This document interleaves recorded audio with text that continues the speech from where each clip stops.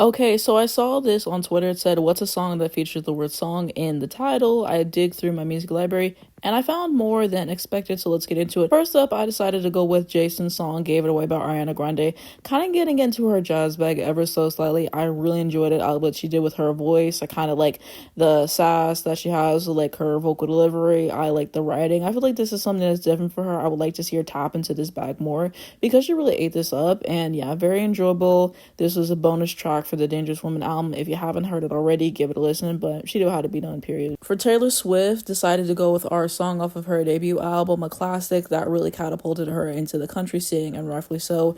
Super catchy, great guitar in here. I like her voice. Her songwriting prowess is on full display here, and she would dominate country for years to come. For Janet Jackson, I have Son of a Gun. I bet you think the song is about you, and yeah, she just absolutely ate Renee up with this one, especially the open line, like, oh, she ate. And yeah, I just really like the songwriting on here. I just think that it's really sharp. I think it's witty. I think it's fun. It doesn't take itself too seriously. Man, she did what had to be done, period. Shout out to Carly Simon for, having her feature on here and just taking the song to another level. Yeah, one of the best songs on this album. I fear deserve a little bit more. For Wings, I have Silly Love Songs. And yeah, shout out to Paul McCartney because he can just write an effortless love song that is super catchy. I love the instrumentation on here, the bass, the vocals. I just love everything about this song, and it's something that is still so enjoyable to listen to. It might be corny to some or a granny song to some, but I have enjoyed the song for years to come and will continue to. He's one of my favorite songwriters of all time. For Aretha Franklin, I have Don't Play That Song. So I believe this is a Ben E. King cover, and just the flair that she put onto it with her vocals is absolutely outstanding.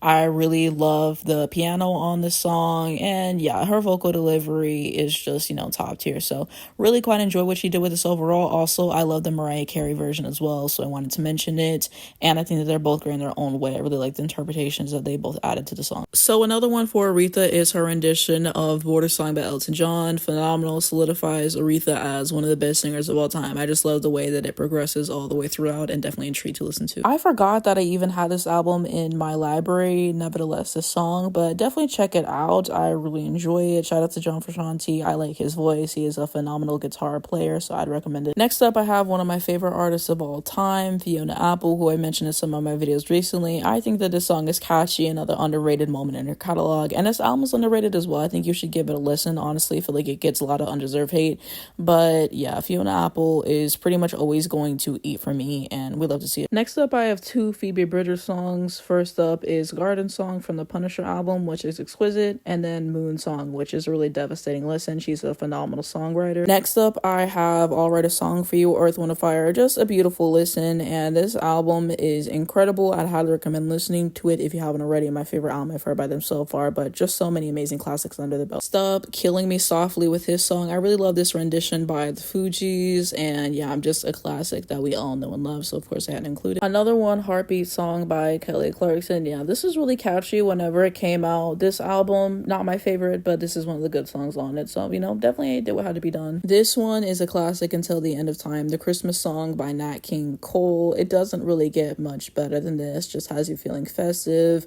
Great vocals on here, songwriting, yeah, just one that I love. Next up, Danny's song Loggins and Messina, always one that I've loved whenever I was younger, and just a great song overall in terms of the vocals, like the instrumentation and lyrics. Next up, I really like the rendition that Jim and Sasha did of Your Song for The Voice, just something really enjoyable to listen to. Next up, Love Song by Sarah Bareilles. This is iconic. Like, she literally wrote a song about how she wasn't gonna write a love song for a label. Who else can pull this off?